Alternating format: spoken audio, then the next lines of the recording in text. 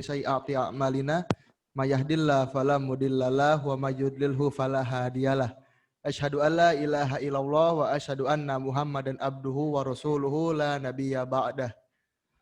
Selamat pagi teman-teman semua, adik-adik dari SMP Islam Al-Azhar 6 Jaka Permai.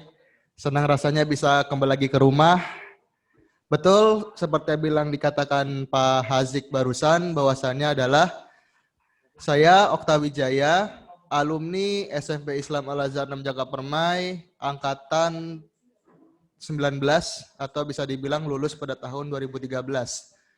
Salah satunya adalah saya masih ingat betul dengan guru-guru yang ada di sini. Salah satunya adalah Pak Hazik, ada Pak Nofrizal juga, ada Bu Aisyah, Pak Wahid, dan Pak Andika.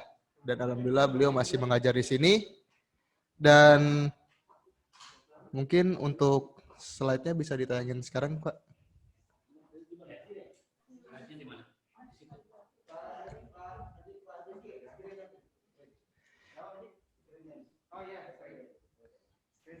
Iya, di screen share, Pak. Iya, sebelum screen share ditayangkan, bahwasannya perkenalkan kembali, nama saya Okta Wijaya. Dan alhamdulillah saya diamanatkan untuk menjadi bagian dari gugus tugas percepatan dan penanganan COVID-19. Dan bisa dilihat juga bahwasannya adalah saya berada di lingkungan bidang pendukung atau bisa dibilang adalah sebagai jembatan sosialisasi mengenai tentang COVID-19 ini. Siapa? Ya, ada rapid.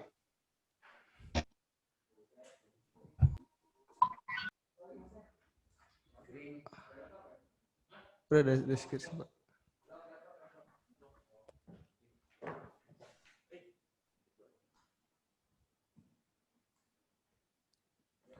Oke, jadi buat teman-teman yang mendengarkan ini, kalau ada yang mau ditanyakan, silakan ditanyakan karena ini cukup penting untuk kita ketahui bersama-sama. Jadi untuk sosialisasi edukasi pentingnya melaksanakan protokol kesehatan di era new normal, saya mulai dengan mengucapkan basmalah. Bismillahirrahmanirrahim. Jadi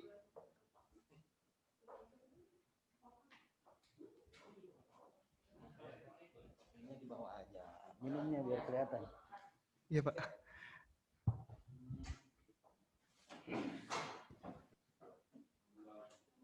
Next slide aja, Pak. Iya, next slide aja. Oke, jadi mungkin menjadi pertanyaan buat teman-teman semua, sebetulnya kita ini udah menang belum sih lawan COVID gitu? Apalagi sekarang udah new normal kan. Nah, sebelumnya mungkin menjadi pertanyaan buat teman-teman, apakah pakai masker aja tuh udah cukup? Apakah menerapkan PHBS itu perlu atau pentingkah sebetulnya PHBS itu? Dan ini yang terpenting, istilahnya tuh ini menjadi pemberitaan yang lagi viral banget karena banyak banget berita hoax, berita bohong di luar sana yang memberitakan COVID-19 ini dengan ya kebohongan-kebohongan tertentu lah. Jadi di sini kita akan mengetahui bersama mengenai tentang bagaimana cara teman-teman menerapkan protokol kesehatan meskipun teman-teman di rumah aja. Next, Pak. Nah, ngomong-ngomong, ini adalah penggunaan cara menggunakan masker yang baik dan benar. Teman-teman bisa lihat di bagian yang putih atau yang do, itu merupakan cara bagaimana menggunakan masker yang baik dan benar. Di antaranya adalah masker yang baik itu sebetulnya sesuai dengan arahan dari Wali Kota Bekasi. Bahwasannya adalah untuk penggunaan masker ini diharuskan menggunakan masker yang 3 lapis atau masker kain 3 lapis, baik itu kain, medis, dan semacamnya. Agar apa? Karena filtrasi yang dihirup oleh kita itu bisa tersaring dengan baik. Dan caranya bisa kalian lihat di gambar. Dan diantaranya adalah yang pertama, tutup mulut, hidung, dan dagu. Itu area masker. Dan pastikan bahwa masker ini berada di sebelah depan untuk bagian yang paling berwarna. Dan untuk penggunaan masker yang benar sebetulnya adalah saya contohkan seperti ini. Teman-teman mungkin yang lagi pegang masker mungkin bisa diambil juga, bisa kita praktekkan bersama-sama ya. Oke, jadi untuk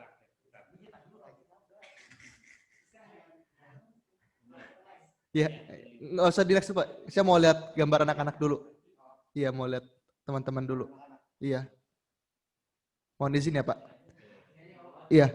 Oke, untuk teman-teman diharapkan untuk menyiapkan maskernya. Jadi di sini kakak akan mempresentasikan bagaimana untuk menggunakan masker yang benar tuh seperti apa. Karena sadar atau tidak sadar, terkadang kita lalai dalam menggunakan masker itu sendiri. Silakan. Ini ada stand mic nggak ya? Nggak ada stand mic ya? Cek. Oke. Oke teman-teman, jadi untuk menggunakan masker sebetulnya adalah ini kan ada bagian tali ya di bagian sini. Nah untuk menggunakannya adalah yang pertama tetap di bagian sini seperti biasa. Di stop aja dulu. Cek. Oke teman-teman, mungkin bisa diambil kembali maskernya yang lagi di rumah, bisa disiapkan maskernya. Jadi untuk cara menggunakan masker yang baik dan benar adalah kembali lagi dengan menggunakan seperti ini. Oke, seperti ini. Kemudian rapatkan dan pastikan bagian hidung, dagu, dan mulut ini tertutup dengan baik dan benar. Nah, lalu bagaimana untuk cara melepasnya? Ya kan? Nah, untuk cara melepasnya adalah pegang dulu hidung kalian di bagian sini, lalu lepaskan. Nah, kemudian bisa aja kalian secara tidak sengaja di bagian yang biasa tempat mulut kalian terkadang ada di bawah meja. Nah, ini sebetulnya sangat tidak direkomendasikan, bahwasannya adalah kalian tahu sendiri bahwasanya adalah meja ini sebagai media di mana kuman, debu, partikel dan lainnya menempel di sini. Dan ini akan sangat beresiko bahwasannya adalah tidak bisa untuk ketika kita menggunakan masker ini kembali, ini kita sama aja menghirup debu yang sama. Dan apakah debu dan partikel ini mengandung COVID-19 kita nggak tahu, tapi akan lebih baik kalau kita mencegah daripada kita mengobati lebih jauh lagi. Dan untuk penyimpanannya, kalian tetap seperti ini aja, atau enggak tetap dipegang karetnya, kemudian taruh digeletakan seperti ini. Yang bagian luar masker, yang di area depan mulut ini, kalian taruh di meja, dan bagian luarnya atau bagian dalam mulut ini kalian taruh di luarnya. Lalu, mungkin secara tidak sengaja teman-teman seringkali untuk menaruhkan masker kalian di bawah dagu. Nih, biar kelihatan. Ya enggak? Secara sadar atau tidak sadar, terkadang teman-teman suka menaruh masker di bawah dagu ini. Udah. Teman-teman juga harus tahu bahwasannya adalah ketika kita menaruhkan masker ini di bawah dagu kita, sadar atau tidak sadar bahwasannya adalah di area leher sini, bagian dagu sampai bawah leher, ini merupakan bagian terluar dari tubuh kita atau yang tidak tertutupi oleh masker. Otomatis debu, partikel, dan lain sebagainya itu akan berada di dalam bagian ini. Dan ini akan beresiko bahwasannya adalah percuma aja kita pakai masker, padahal kita menghirup udara kotor, istilahnya seperti itu. Itu terkait dengan penggunaan masker dan semoga teman-teman bisa memahaminya. Lalu untuk Pak, ya screen share lagi Pak.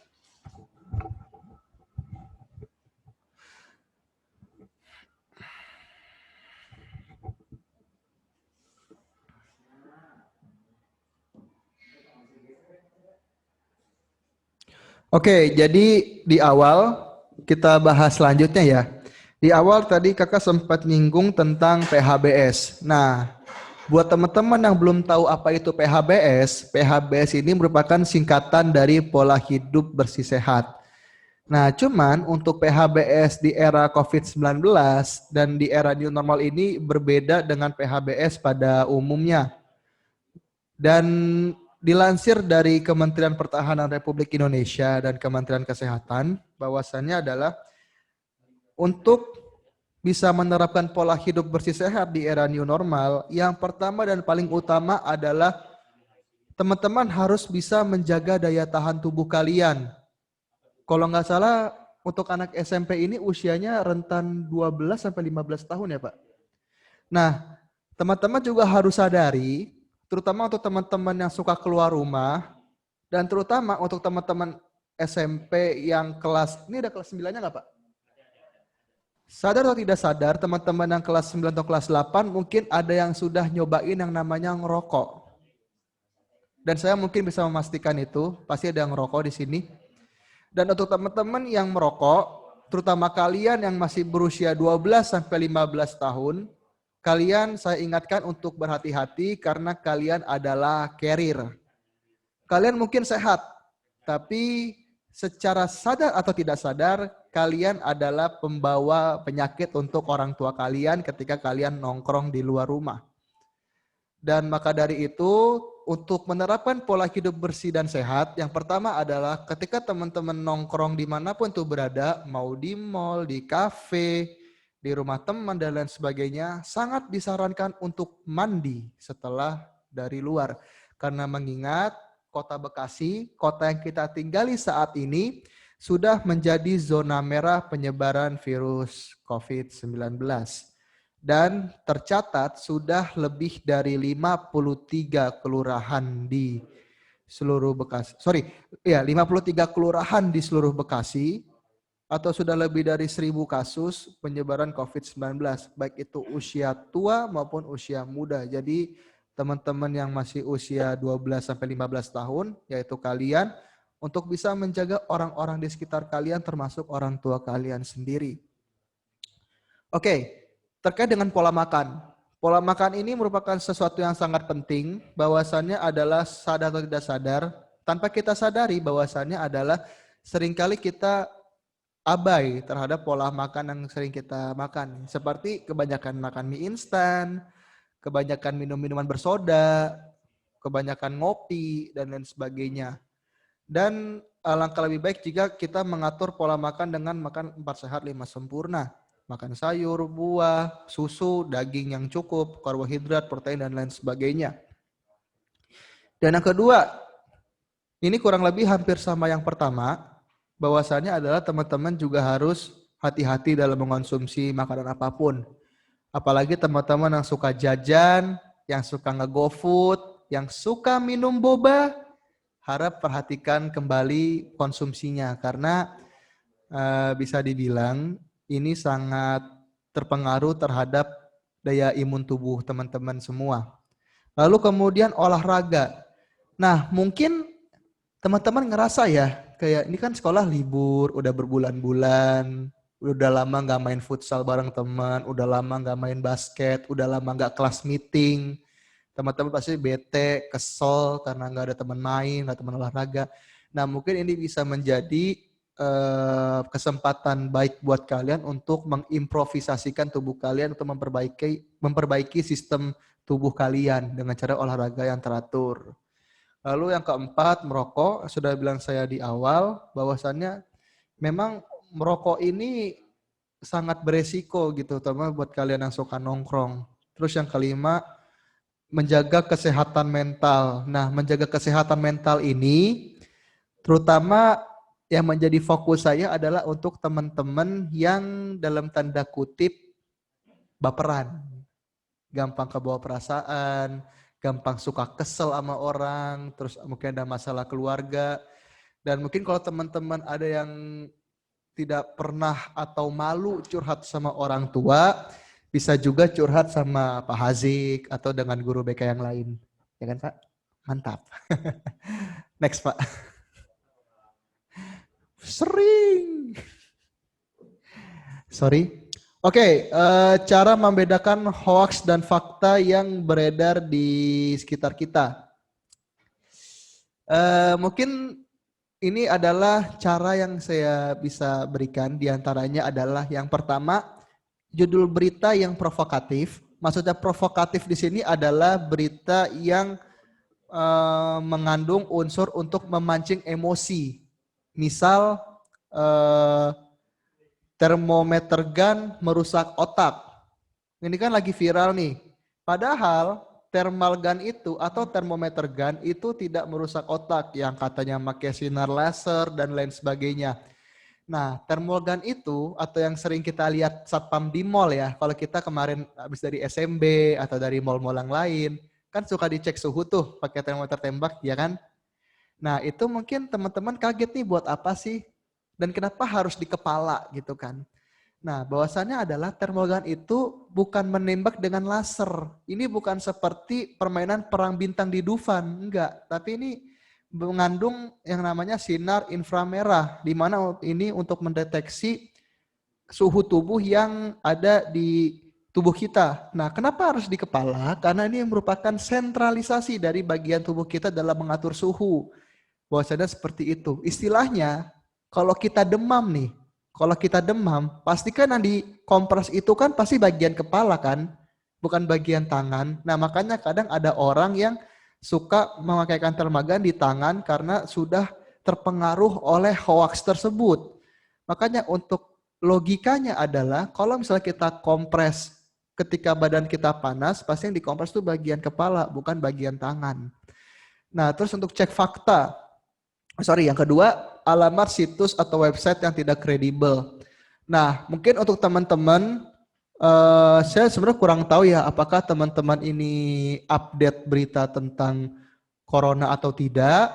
Tapi kalau di luar tentang corona, teman-teman juga harus mewaspadai kalau ada sumber yang berasal dari dari Blogspot, dari WordPress, dari misal ada yang namanya corona, istilah gini, hurufnya caps lock semua, tapi maknanya absurd.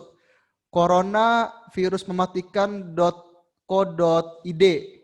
Nah, itu bisa dipastikan hoax. Kenapa? Karena itu bukan berasal dari sumber yang kredibel, bukan berasal dari sumber yang terpercaya.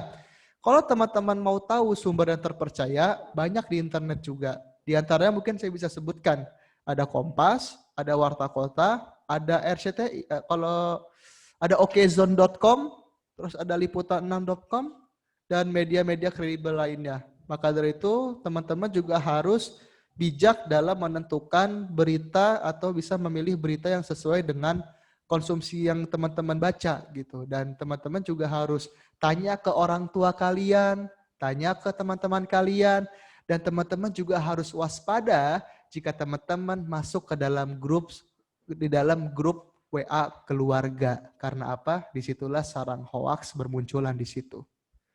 Dan yang ketiga adalah cek fakta. Nah, cek fakta ini teman-teman bisa melakukan cek ke website-website yang sangat kredibel ini. Seperti yang saya bilang barusan, kayak Kompas, Liputan6, Okezone, dan lain sebagainya. Dan kita juga ada official informasi, di mana kita selalu update. Dan teman-teman nih yang iseng-iseng pengen belajar soal dunia kedokteran gitu, teman-teman bisa buka di website Kemenkes di www.kemenkes.go.id. Itu teman-teman kalau setahu saya di website itu banyak banget jurnal-jurnal tentang kedokteran yang update. Teman-teman bisa baca di situ. Dan di Al-Azhar sendiri, di sekolah kita ini, Al-Azhar 6 Cakapermai, banyak juga alumni-alumni yang masuk ke kedokteran. Misal di teman kakak ada yang di kedokteran UI, ada yang di kedokteran Malang, dan di Yarsi dan lain sebagainya. Banyak lah pokoknya alumni-alumni Cakapermai yang masuk dunia kedokteran. Dan teman-teman juga kalau misalnya mau tahu informasi tentang COVID-19 atau coronavirus, bisa juga cek di covid19.go.id. Ini merupakan official website dari pemerintah, khususnya di dunia perihal tentang COVID-19, mengenai isu-isu yang terjadi. Mungkin itu aja dari saya Oktawija, dan salam tangguh. Untuk teman-teman yang mau bertanya, waktu dan tempat saya persilakan.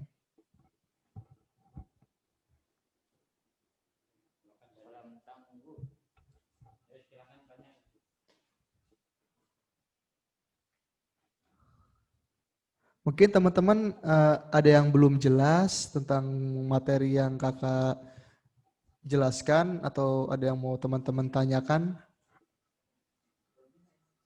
bisa angkat tangan lalu nyalakan aja mic-nya.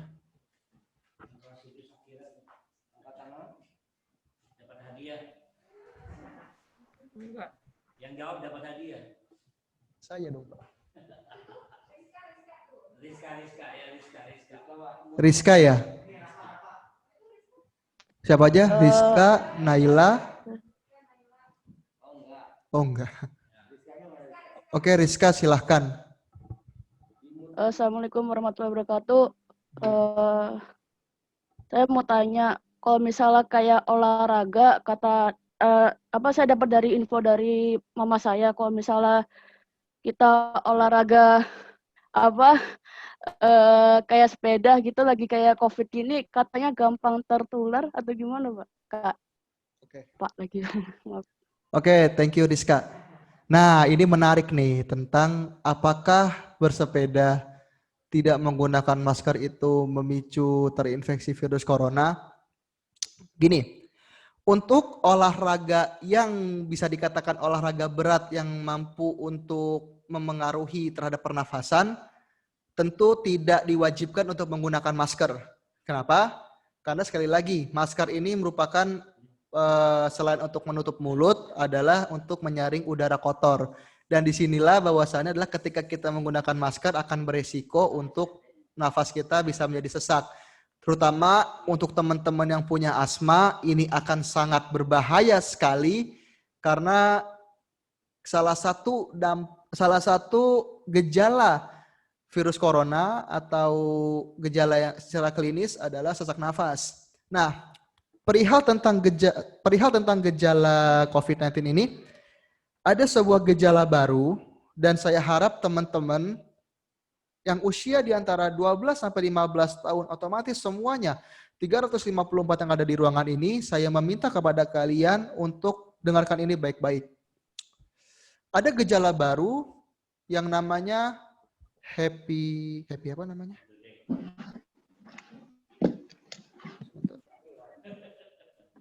Bentar ya.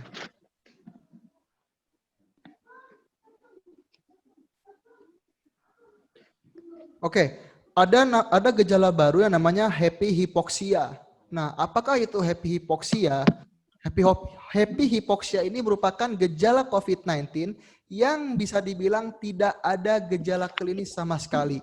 Tidak mengalami batuk, tidak mengalami sesak nafas, tidak mengalami demam, tidak mengalami sakit kepala, badan lemas, dan lain sebagainya. Tidak ada.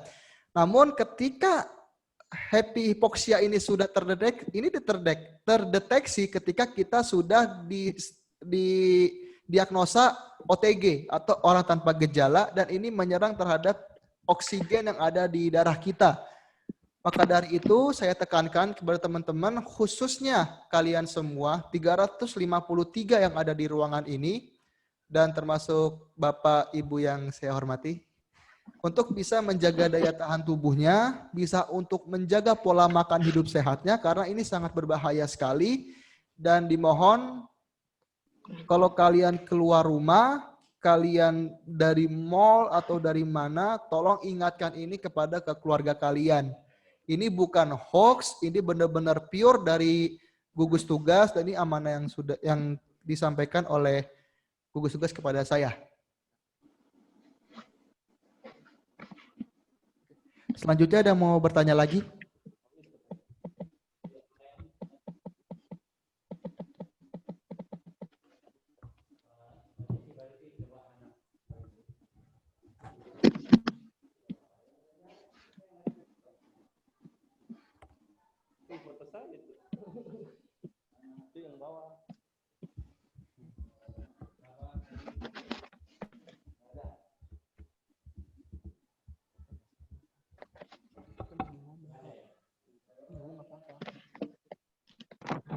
Hai guys.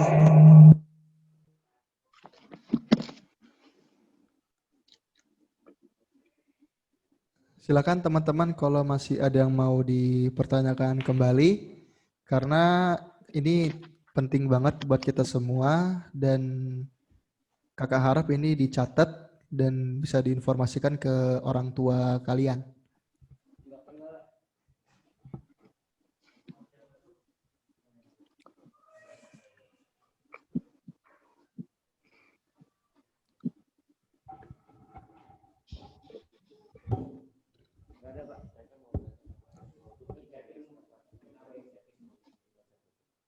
Saya kan mau nanya tapi malu, maaf. Pak, boleh bisa lihat fitur chat tadi nggak, Pak? Chatnya, Pak.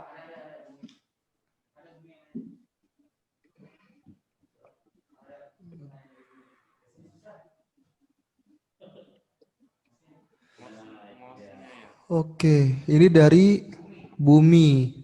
Wow, namanya bagus sekali. Saya mau nanya tapi malu. Iya, nggak apa-apa. Ada produk e-emas, kata beberapa situs produknya berfungsi, terus ada yang bisa tidak berfungsi. Jadi aku agak bingung apakah ininya berfungsi atau tidak berfungsi. Oh ya, oke. Ini jatuhnya ke masker ya mungkin ya, untuk masker.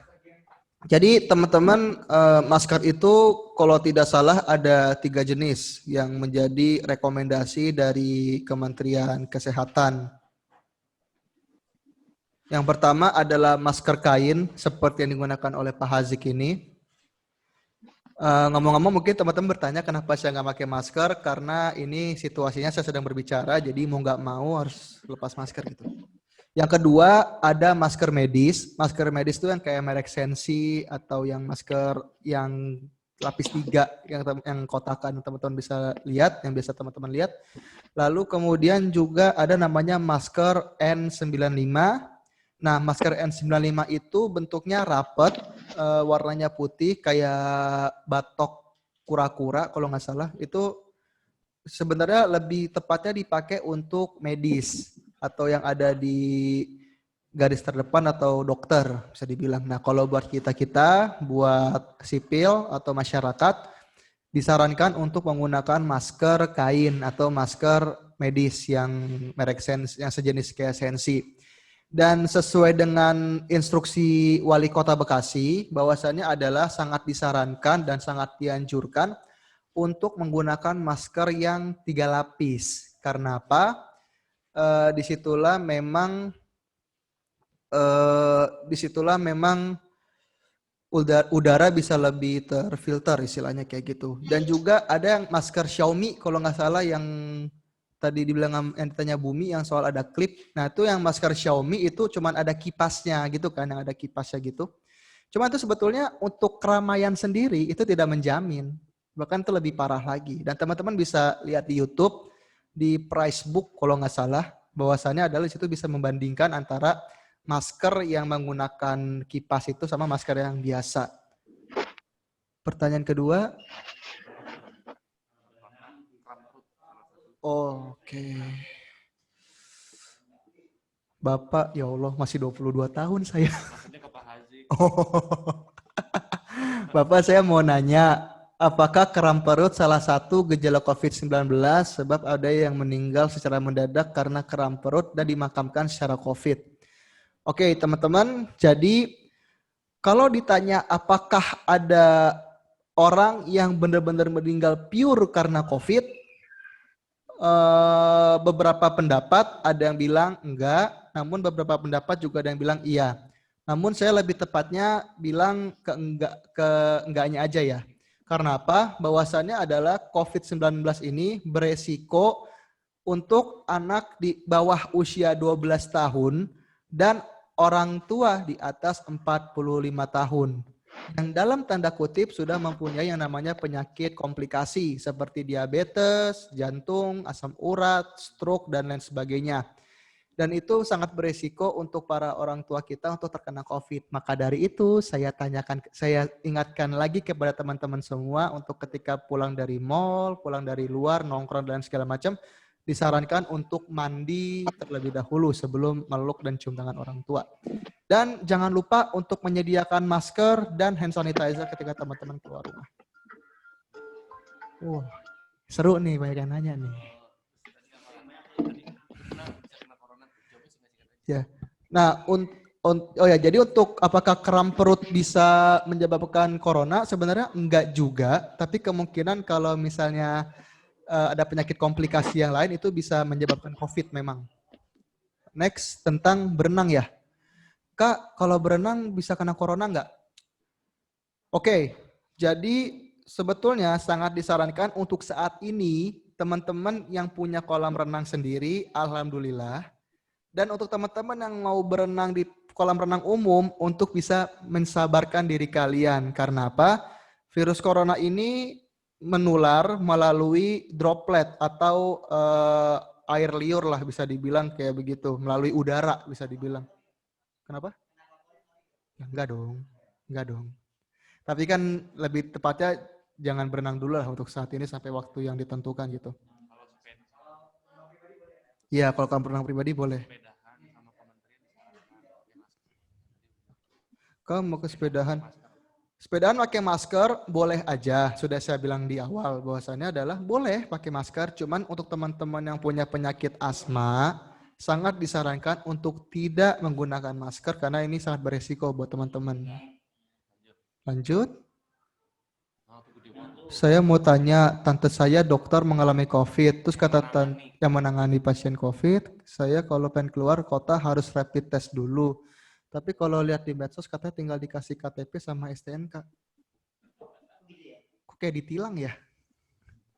Pak, maaf Pak, boleh di keep dulu Pak pertanyaannya. Mau lihat lagi.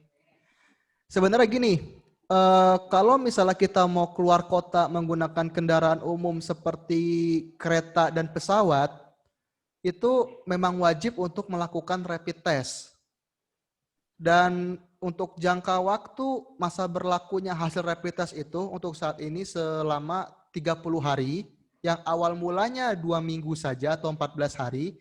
Dan kalau teman-teman punya hasil swab test itu bisa sekitar 45 hari yang semula 30 hari. Jadi saya sangat menyarankan buat teman-teman untuk yang mau keluar kota menggunakan pesawat atau kereta untuk bisa melakukan rapid test dulu sebelumnya. Dan kalau teman-teman yang menggunakan mobil pribadi, setahu saya nih ya, tapi bisa dicek lagi ya. Setahu saya untuk yang menggunakan mobil pribadi tidak ada pengecekan khusus untuk rapid test dan sebagainya sih. Yang saya tahu seperti itu. Mungkin ada teman-teman yang mau nanya, baik via chat ataupun ngomong gitu. Mana? Kalau bioskop sudah dibuka bukan nonton. Nontonnya sama siapa dulu? Saya sendiri sebenarnya ragu sih bahas ini. Jujur aja, teman-teman, saya boleh jujur ya. Saya sendiri yang merupakan bagian dari gugus tugas sebetulnya sangat meragukan ketika bioskop ini sudah dibuka untuk umum. Kenapa? Mungkin memang oke lah. This is for business gitu. Ini semua untuk bisnis. Kadang memang pengelola bioskop memang butuh uang, bahasa kasarnya kayak gitu. Dengan memberikan sebuah video edukasi bahwasanya adalah teater ini aman karena filtrasi udara dan lain sebagainya. Tapi teman-teman juga harus sadari bahwasanya adalah ini terjadi di Korea Selatan, di Starbucks tepatnya. Kita tahu berita tentang Korea Selatan sempat zona hijau corona selama 20 hari lebih. Tapi kembali ke zona merah cuman gara-gara satu orang berusia 45 tahun, ibu-ibu, minum di Starbucks dan positif COVID-19 hingga harus menularkan sebanyak lebih dari 50 orang di dalam kafe tersebut dan melakukan tes, bukan rapid test lagi, mereka udah swab test malah, melakukan swab test sebanyak 5.000 lebih. Bahkan itu tidak bisa menjadi kemungkinan apakah nonton bioskop itu aman atau tidak. Oke, mungkin kita sehat. Tapi orang tua kita, kakek kalian mungkin yang masih hidup, kakek nenek kalian, nah itu tidak bisa menjadi jaminan gitu. Dan teman-teman, jika memang teman-teman pengen nonton bioskop dan memang sudah diberlakukan itu kembali, dengan alasan bisa meningkatkan imunitas, meskipun itu sangat terkesan tidak masuk akal, teman-teman juga harus menyadari bahwasannya adalah menjaga atau menerapkan sistem protokol kesehatan itu sangat penting. Di antaranya adalah yang pertama, ketika teman-teman makan di mall, gunakan alat makan pribadi. Sendok, garpu, sumpit, dan lain sebagainya. Yang kedua, sediakan masker. Minimal 3 helai. Minimal yang saya sangat sarankan. Karena apa? Ketika kita menggunakan masker kain dan kita suka sesak, itu karena penyebabnya adalah masker itu kotor. Jadi harus kita ganti. Dan setiap 3 hari sekali atau 5 hari sekali, masker itu harus kita cuci. Lalu kemudian yang keempat adalah menggunakan membawa hand sanitizer. Kebetulan saya juga bawa hand sanitizer. Jadi teman-teman juga harus aware terhadap ini. Ini nggak disponsor, jangan diinin. Teman-teman harus aware, harus peduli, karena ini bukan tentang teman-teman, bukan tentang kalian, tapi ini tentang keluarga kalian dan lingkungan sekitar kalian. Ini kisah nyata yang terjadi, yang akan saya ceritakan, bahwasannya adalah seringkali untuk orang-orang yang sudah terinfeksi positif COVID-19, tak jarang diusir oleh rumahnya oleh tetangga sekitar hanya karena satu kurang edukasi. Jadi saya harapkan teman-teman harus menjaga diri kalian dan harus peduli tentang diri kalian sendiri. Itu aja dari saya. Ada yang masih mau tanya lagi? Kak, maaf saya nggak punya itu apa namanya? Sanitizer. Jadi saya boleh nanya nggak? Iya boleh. Jadi, Assalamualaikum, nama saya Asya. Rapid test kan sudah ada standar harga dari pemerintah. Tapi kenapa harga rapid ini masih beda di beberapa klinik kesehatan? Saya juga punya satu lagi pertanyaan. Apakah ada tindakan dari klinik-klinik yang buat harga beda? Ini pertanyaan yang bagus. Ini pertanyaan yang bagus sebetulnya.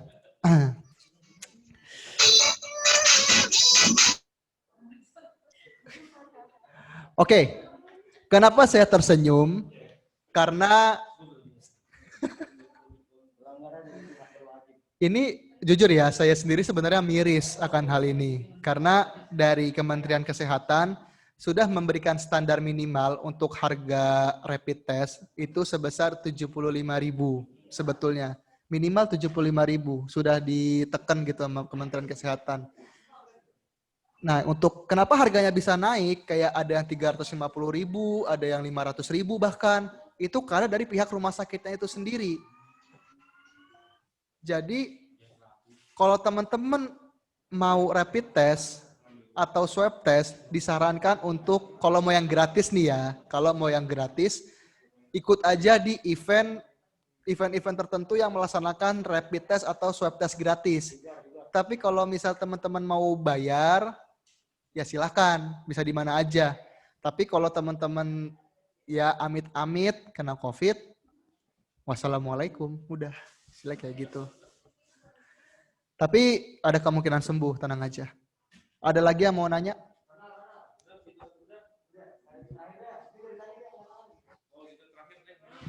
Maskernya nggak boleh ditaruh di leher ya Kak.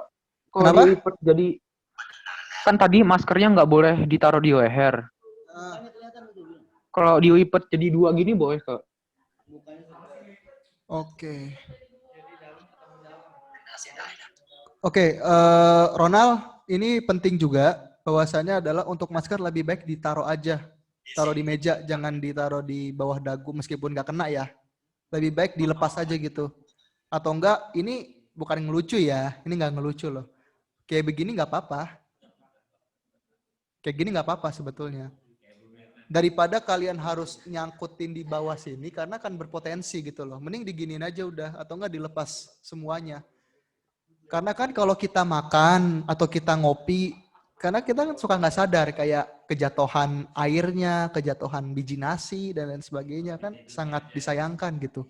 Masker bersih-bersih, kotor cuman gara-gara kopi, kotor gara-gara biji nasi, sangat disayangkan gitu. Oke, cukup ya?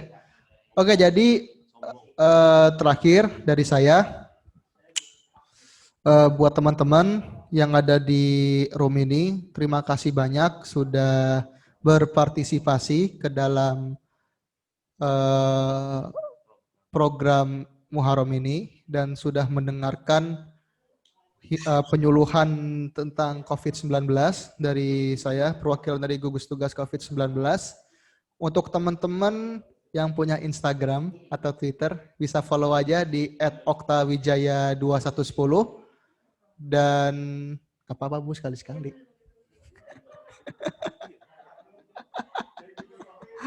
Oke, jadi buat teman-teman yang mau nanya, silakan tanya aja via DM. Insya Allah kakak akan menjawab pertanyaan dari kalian. Dan jika teman-teman ada yang mau ingin melakukan rapid test di wilayahnya, silakan tanya aja karena kita akan memfasilitasi. Itu aja dari saya.